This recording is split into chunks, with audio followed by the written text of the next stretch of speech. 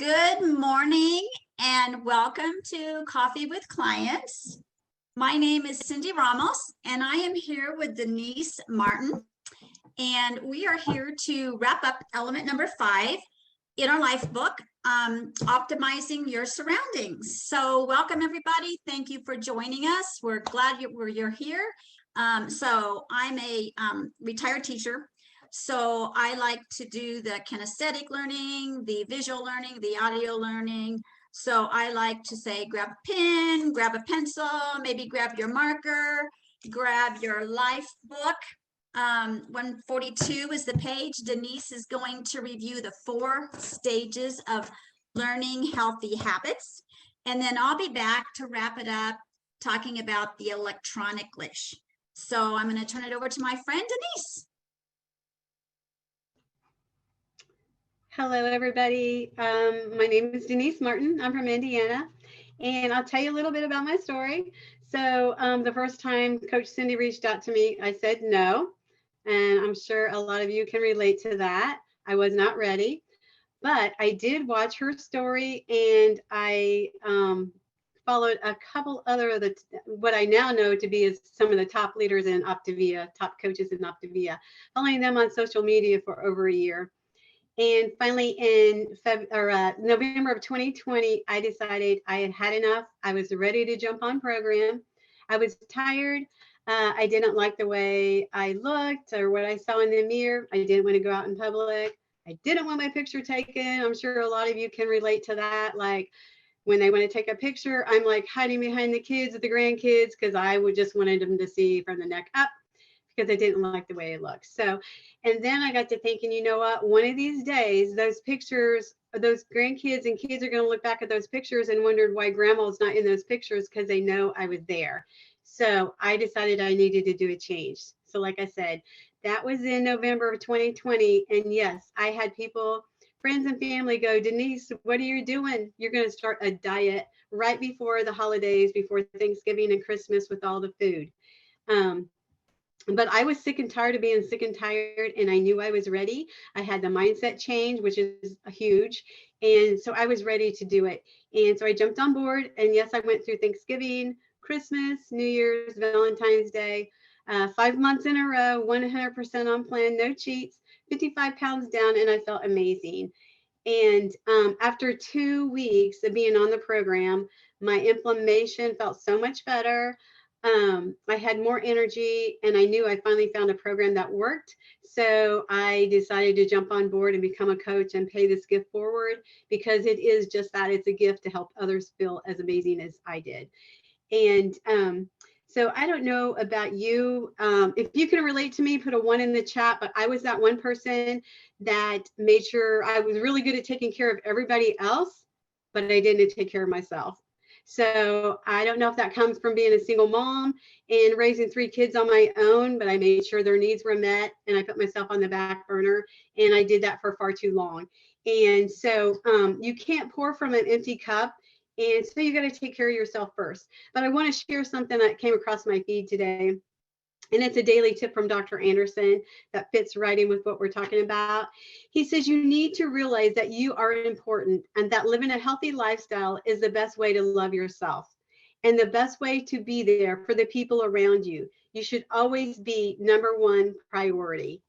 And so that's what I decided to do. And I don't know about you, but I've been on every program out there. They work until you go off of it, and then you put your weight back on, and then some, because it didn't teach you why you were making those bad decisions in the first place. So hence Dr. Anderson's books, the reason why he wrote those, that's the game changer. That's what sets us apart from every other program out there, because we're not a diet, we're a lifestyle change. So he teaches you how to no more yo-yo dieting, no more stress eating, emotionally eating, addicted to chocolate.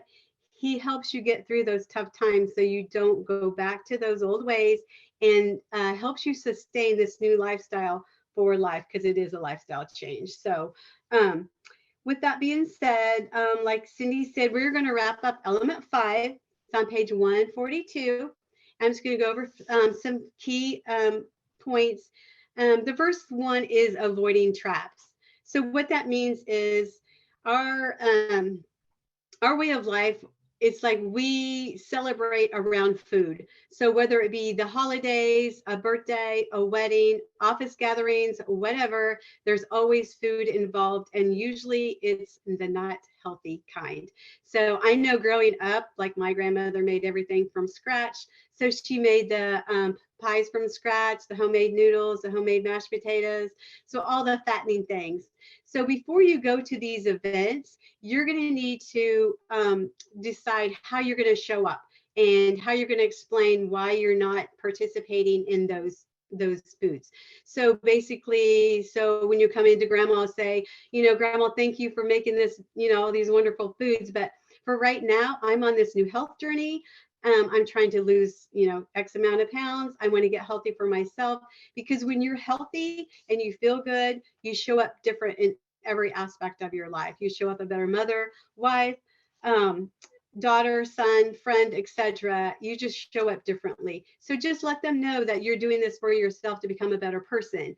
And normally they're going to support your new lifestyle and not try to sway you to get off track. So what we're going to go over is the 4 stages of learning the habits of health. So the first one is called unconscious incompetent. So what that is you have an idea of what needs to be done, but you don't know how to perform the skill or the behavior. This stage 2 is conscious incompetent. So you are aware. You're aware of what you need to accomplish and the skill or the habit. The third stage is conscious competent. So what that is you're now applying what you learn. So you're using the habits of health, your life book, you're learning what to do. Your daily routine includes what you've learned in your life book, reaching out to your coach, keeping your coach involved in what you do. If you have any setbacks or questions or anything, your coach is there to help you get through those days. Also, if you are doing this plan with a spouse or a friend, you know, you connect with each other and help each other get through each day, any problems you might that might arise in that day. And then stage 4 is called unconscious competent. So basically what that is become a habit now, because you know, you've done it long enough, you know what decisions are right and wrong. So like if you go to the grocery store, you already know the healthy choices to make when you're purchasing your groceries. You already know how to make a healthy lean and green. You already know to make sure you have your water with you. Drink at least 64 ounces of water a day, if not more. You already know to fuel your body with a fueling or something healthy every 2.5 to 3 hours. Keeps your metabolism going. So, and basically that is the goal of the Habits of Health Transformation System, is to help you to get to the point where it's automatic. It just comes automatic. I know when I sign up a client, I usually send them a log sheet so they can keep track of their fuelings, their water, their lean and green. So until they get used to it, that they know they've got those in each day. So what this does is this teaches you how to, it's just an automatic, it's a habit. You don't have to think about twice what to do. Another thing I want to recommend is surround yourself with like-minded people. So get yourself in the room with these people, whether it be the Coffee with Clients, trainings, Awaken, our conference, and anything like that. Just surround yourself with people that will lift you up, motivate you. I know we're all like family here, so it's just an amazing community to be a part of. And this is what Dr. Anderson says. He says, I found that clients who are plugged into our community have a much higher rate of success. If you are alone, then you fail alone, and potentially you might give up. If you are plugged into a community and you fail, you are encouraged, inspired, reminded that this is simply a temporary setback. And by continuing, will build you up in your ability to succeed. So that's where this community comes into. Like, we reach out and we help each other, we lift each other up, we're each other's cheerleader. We're all on the same mission to succeed and get everybody healthy. So just make sure you stay in touch with us, the community and like-minded people. And that's all I have. Cindy, back to you. Wow, Denise, that was awesome. Awesome. And in my life book on page 145, I highlighted exactly what Denise just went over. down there at the bottom where it says, I have found that the clients who are plugged into our community have a much higher rate of success. And that is so, so, so, so true. If you're doing it alone, you are just doing another diet.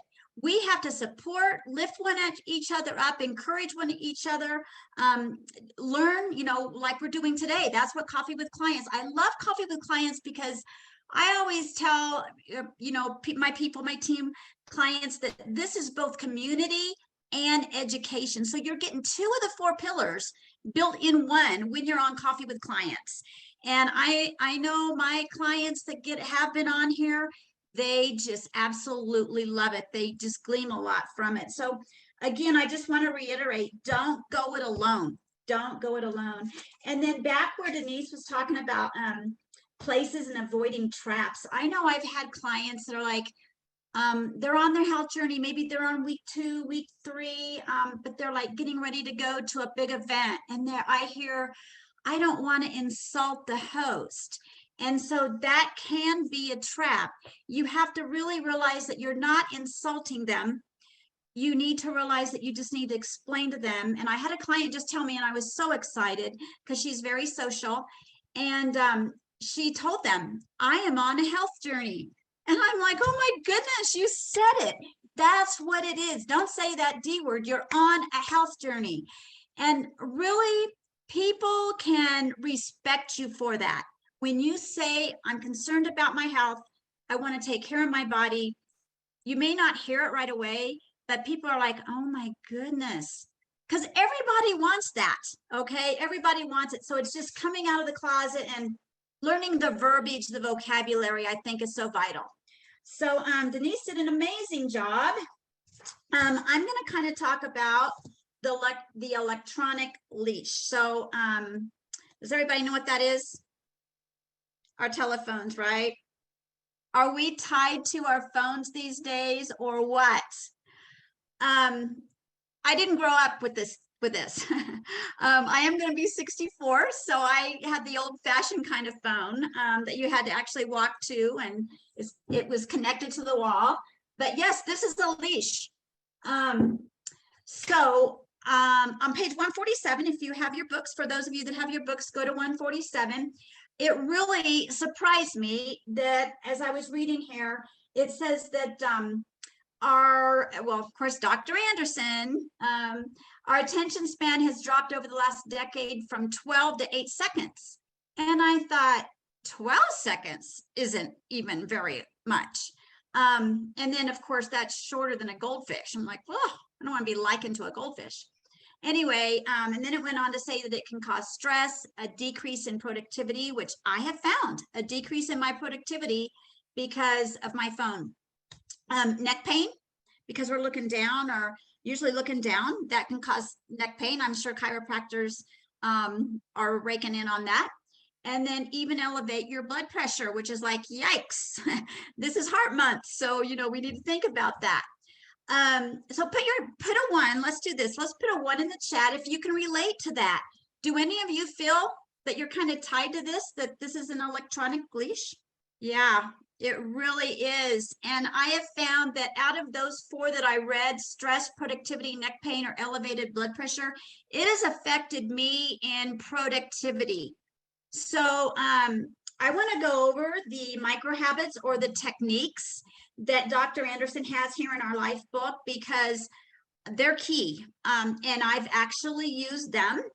How many of you too, like you're having a meal with somebody and what are we doing? We're looking at our phone. I mean, I'm guilty of that as a health coach too. I think we all are, but these 9 techniques are very, very helpful. So I want to go over them just real briefly. I'm not going to read out of the book. If you have the book, you can do that. But number 1, turn off the notifications.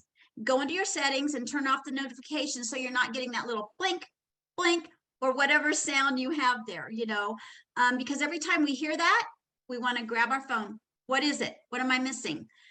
Back in the day, we didn't miss anything, and it can wait. It can wait. Number 2, mealtime. That really irritates me as a mom. When mealtime, that is a sacred time in my book. we need to spend that time with our family. That may be the only time that we have to have a one-on-one, eye-to-eye contact conversation with our spouse and our kiddos. And I've always, in my house, we sit down at the table and we talk about the day. That's, like I said, sometimes it's the only time that we have. Number 3, change your screen to black and white, better on your eyes. Number 4, schedule a block of time during the day where you're digital free. I have had to do this.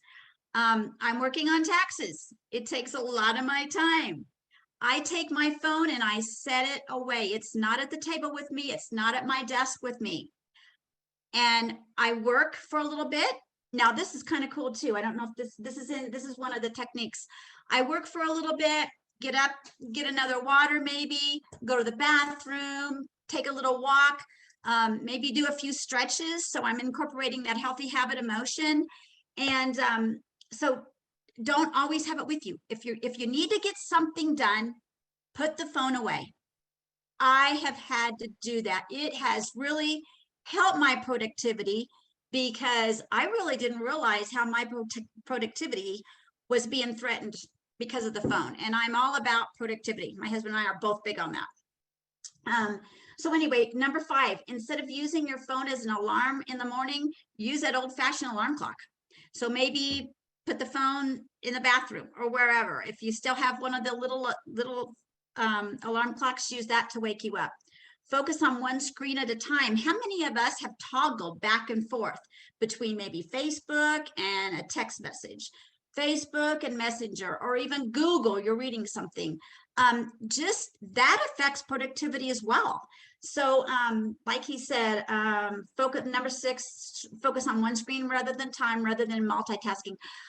I have always felt, I think women multitask because we wear so many hats. But multitasking, I think, has decreased my productivity. And that's just one of the things that we need to do is work on that. Number 7, read a book, newspaper, or even the news the old-fashioned way, paper-wise, rather than on your phone. Number 8, hold your phone eye level. So I know that's not always easy to do, but try to keep it eye level, because how many of you have ever had neck strain because you have been on that phone scrolling, doing whatever, reading something, and you're just not keeping your neck level? And then of course, number 9, I'm not going to read it, but you might want to look this up if you haven't. Use the 20-20-20 rule.